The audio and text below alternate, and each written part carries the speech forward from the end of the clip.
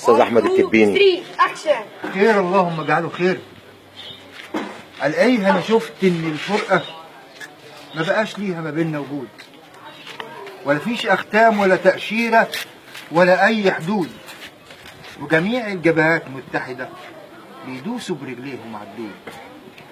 صحاني الواد ابن جارتنا المدعو باسم لعمره اتهنى بصفته ولا كان مسعود، اتكعبل في حكايه زمان، فبدال ما يقضي عقوبة غلطة خلوه يشيل غير شيلته كتير غلطات، ويحاول بعد التوبة يعيش، فتحبه الدنيا وتديله شوية أزمات.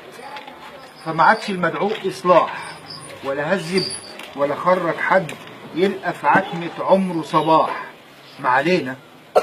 ما علينا صرخته في وشه، ليه بس تصحيني يا واد، كنت في حلم لو كان يتحقق علم. ما كانش الحاج محمد زايد ابن الست وهيبة الفايد باعوا اللي حيلتهم يا ولاد لاجل المية ولاجل الزاد، علشان مات الحلم الزائف اننا بكرة نعيش اعياد، اننا بكرة نعيش امجاد، علشان وسط الاهل وخايف كل دقيقة في عمري حداد. قول لي بكل صراحة يا واد، ليك كم عام متمرمخ فيها؟ شفت رقائها؟ شفت عياد مسعود قهقه؟ شفت يا عم احمد وحياتك؟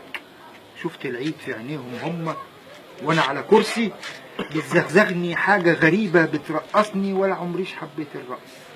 شفت الفرحه بتملى وشوشهم لما في جنبي يزيدوا الرفص، واما في حضن عروسه تزف، واما تلسوع كده كم كف؟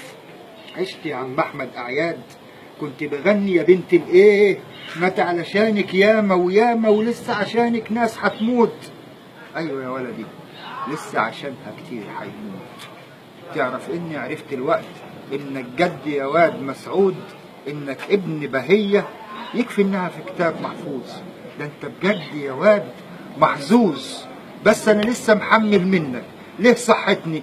سيبني انام وارتاح لي شوية، يمكن يبقى الحلم بقية، يمكن اشوف اسوار الضلمة بيكسرها في يوم النور، يمكن اشوف من تاني الذمة فيها المية ومش بتبور، يمكن الاقي ولادنا بترجع ولا فيش حد يعيش مكسور.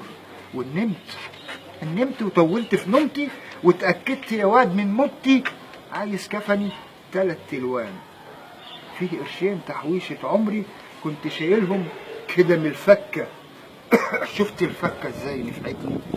ولا تعملش عشاني صوان، واوعاك تعمل نشرة لموتي وتقول مات شاعر كان كاره للقمة وفيه غيره جعان.